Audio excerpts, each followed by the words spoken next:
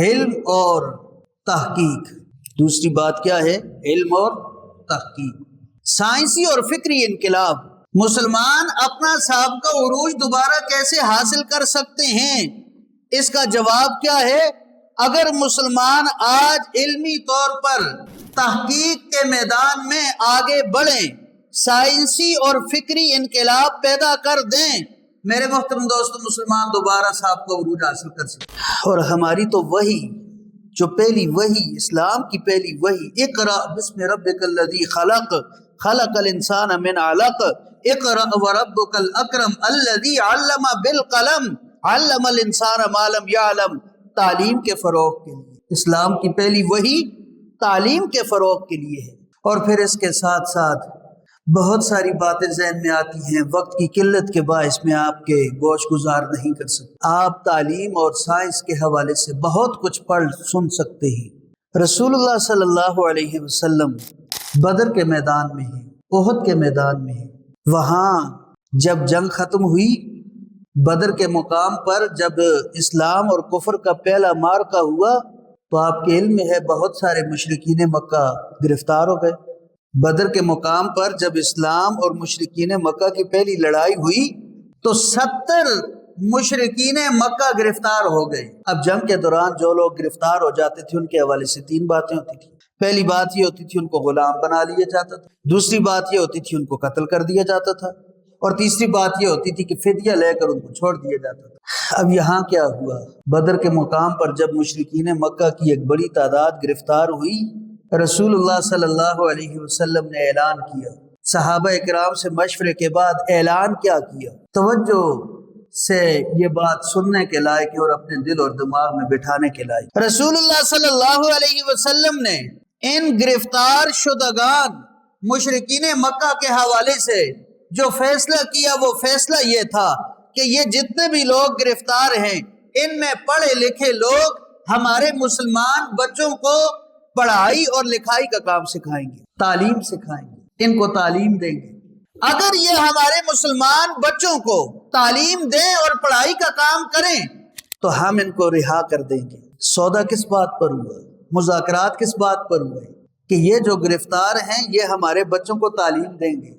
تعلیم اتنی اہم ہے رسول اللہ صلی اللہ علیہ وسلم کی نظر میں کہ جہاں لاکھوں درہم، لاکھوں دینار وصول کیے جا سکتے تھے اور ان کے بدلے ان گرفتار شدگان کو رہا کیا جا سکتا تھا، وہاں رسول اللہ صلی اللہ علیہ وسلم نے لاکھوں دراہم، لاکھوں دنانیر کو ٹھکرا دیا اور اپنی آنے والی نسل کی تعلیم کا انتظام اور بندوبست۔ تو تعلیم اور سائنسی تعلیم خاص طور پر یہ بہت زیادہ اہمیت کی حامل ہے اس دور میں۔ ہم لوگ سائنسی حوالے سے پیچھے۔ کبھی وہ دور تھا، مامون الرشید کے حوالے سے آتا ہے کہ اس نے بغداد میں ایک ریسرچ یونیورسٹی قائم کی، ہاؤس آف وزڈم، بیت الحکمہ، بڑی ریسرچ یونیورسٹی قائم کی۔ اور اس یونیورسٹی میں کیا تھا؟ اس نے ایک اعلان کیا تھا، سرکاری فرمان جاری کیا تھا، جو عالم، جو سائنسدان، جو ٹرانسلیٹر اور مترجم اس لائبریری میں اور سرچ یونیورسٹی میں داخل ہوگا اور پھر سرچ کرے گا، مختلف موضوعات پر سرچ کرنے کے بعد جو عالم، جو مصنف، جو ٹرانسلیٹر جس کتاب کا ترجمہ کرے گا، اس کتاب کا جو وزن ہوگا، اتنے وزن کے برابر ہم اس عالم کو سونا دیں گے۔ آپ کہتے ہیں مسلمان دوبارہ عروج کیسے حاصل کر سکتے ہیں؟ ایسے حاصل کر سکتے ہیں کہ جب آپ سائنسدانوں کی قدر اور سائنسدانوں کی حوصلہ افزائی کریں گے اور جو علم اور سائنس کی تعلیم حاصل کرنے والے لوگ ہیں ان کی سرپرستی اور حوصلہ افزائی کریں گے، تو آپ کے ملک میں سائنس پھلے پھولے گی، آپ کے ملک میں تحقیق پھلے پھولے گی، آپ کے ملک میں علم پھیلے گا اور میرے محترم دوستو علم کے ادارے فروغ پائیں گے۔ تو مامون الرشید نے یہ کام کیا تھا، اس وجہ سے وہاں سائنس پھل پھول رہی تھی۔ آج ہم البیرونی کا نام لیتے ہیں، جابر بن حیان کا نام لیتے ہیں، ہم امام رازی کا نام لیتے ہیں، دیگر سائنسدانوں کا نام لیتے ہیں۔ یہ سائنسدان کیسے پیدا ہوئے؟ جب حکومت نے ان کی سرپرستی کی۔ اور پھر میرے محترم دوستو آج بھی آپ سرچ کر لیں، تحقیق کر لیں، ایسی یونیورسٹیاں مسلم حکمرانوں نے بنائی اور سائنسدانوں کی حوصلہ افزائی کی، جس کے نتیجے میں کیمسٹری کی بنیاد رکھنے والا مسلمان سائنسدان، اسی طرح الجبرا کی بنیاد رکھنے والا مسلمان سائنسدان، طب کی بنیاد رکھنے والا مسلمان سائنسدان، اور اسی طرح میتھمیٹکس کی بنیاد رکھنے والا مسلمان سائنسدان، فزکس کی بنیاد رکھنے والا مسلمان سائنسدان، آپٹکس کی ریسرچ کرنے والا مسلمان سائنسدان، اور پھر دنیا میں یہ جو زمین ہے اس کا جو احاطہ ہے اس کی پیمائش کرنے والا مسلمان سائنسدان، ایسے ایسے فارمولے مسلمان سائنسدانوں نے بنائے جس کی وجہ سے آج تک جو سائنس اور ٹیکنالوجی کے میدان میں کام کرنے والے ہیں وہ انہی لوگوں سے، انہی فارمولات سے استفادہ کرتے ہیں۔ میرے محترم دوستو، اس کی بنیاد کس نے رکھی؟ مسلمانوں نے رکھی۔ جس وقت مسلمانوں نے سائنس کی، جس وقت مسلمانوں نے تحقیق کی، جس وقت مسلمانوں نے علم کی بنیاد رکھی اور جدید قسم کی لیبارٹریز اور جدید قسم کی ریسرچ یونیورسٹیز بنائیں، تب مسلمان عروج پر تھے۔ آج ہمارے ہاں پوری دنیا کے مسلم ممالک کو آپ دیکھیں، جو سائنسدان ہیں، جو علماء ہیں، ان کی کوئی قدر نہیں۔ اور حکومتی سرپرستی کی میں آپ کو بات بتا رہا ہوں، سائنسدانوں کی کوئی قدر نہیں، ڈاکٹروں کی کوئی قدر نہیں، علماء کی کوئی قدر نہیں، طب کے میدان میں آگے بڑھنے والوں کی کوئی قدر نہیں، قرآن اور حدیث کی تحقیق کرنے والوں کی کوئی قدر نہیں۔ اور قدر اگر ہے، اس سال آپ پاکستان کے حوالے سے دیکھیں، اس سال کی میں آپ کو بات بتا رہا ہوں، لمبی باتیں ہی نہیں کرتا میں۔ اس سال آپ کے اس ملک میں جن لوگوں کو صدارتی ایوارڈ دیا گیا ہے، چیک کریں نا آپ، جن لوگوں کو ہمارے ملک میں صدارتی ایوارڈ سے نوازا گیا ہے، آپ آج ہی بیٹھ کر تحقیق کریں، کسی سے پوچھیں۔ میرے محترم دوستو، اسی سے آپ کو پتہ چلے گا ہمارے اسلامی ممالک کی ترجیحات کیا ہیں، ہم سائنسدانوں کو کتنی اہمیت دیتے ہیں، ہم علماء کو کتنی اہمیت دیتے ہیں۔ جس دور میں مسلم حکمران سائنسدانوں کو اور علماء کی سرپرستی کرتے تھے، ان کی حوصلہ افزائی کرتے تھے، اس وقت سائنس مسلمانوں کے ہاں پھلتی پھولتی تھی۔ تو اس لیے دوسرا کام کیا کرنا ہے؟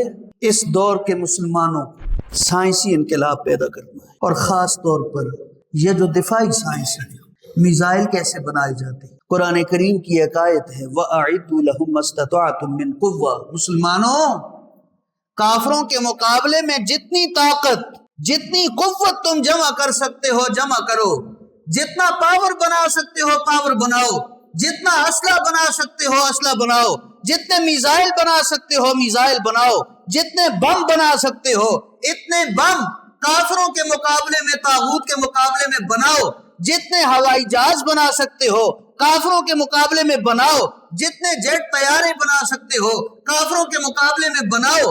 پہلے دور میں تلواریں بنتی تھی، پہلے دور میں تیر بنتے تھے، پہلے دور میں کمانیں بنتی تھی، پہلے دور میں نیزے بنتے تھے، پہلے دور میں کھود بنتے تھے، پہلے دور میں زرہ بنتی تھی۔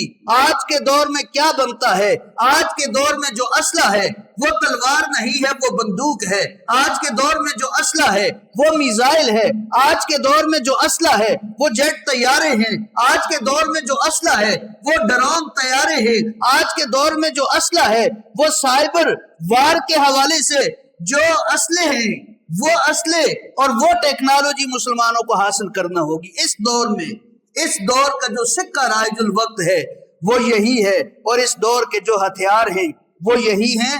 تو مسلمانوں کو سائنس اور ٹیکنالوجی اور خاص طور پر جو دفاعی سائنس ہے اس کے حوالے سے آگے بڑھنا ہوگا۔ ہم سے کئی لوگ آ کر پوچھتے ہیں مولانا صاحب ہماری بچی ہے، ہمارا بچہ ہے، وہ اتنا لائق فائق ہے اور وہ اتنا ذہین ہے، وہ چاہتا ہے میں ڈاکٹر بنوں۔ میرے پاس آتے ہیں، میں کہتا ہوں بالکل ان کی سرپرستی کریں، ان کی نگرانی کریں، یہ گمراہ نہ ہوں، یہ دوسرے لوگوں کے ہاتھ نہ چڑھیں۔ آپ ان کی سرپرستی کریں، ان کی حوصلہ افزائی کریں، اچھی یونیورسٹی میں داخل کریں، اچھے کالج میں داخل کریں اور اچھے کسی ادارے میں داخل کریں۔ یہ ڈاکٹر بنیں، فزکس کی تعلیم حاصل کریں، کیمسٹری کی تعلیم حاصل کریں، بایو کی تعلیم حاصل کریں، یہ کوئی ممنوع نہیں ہے۔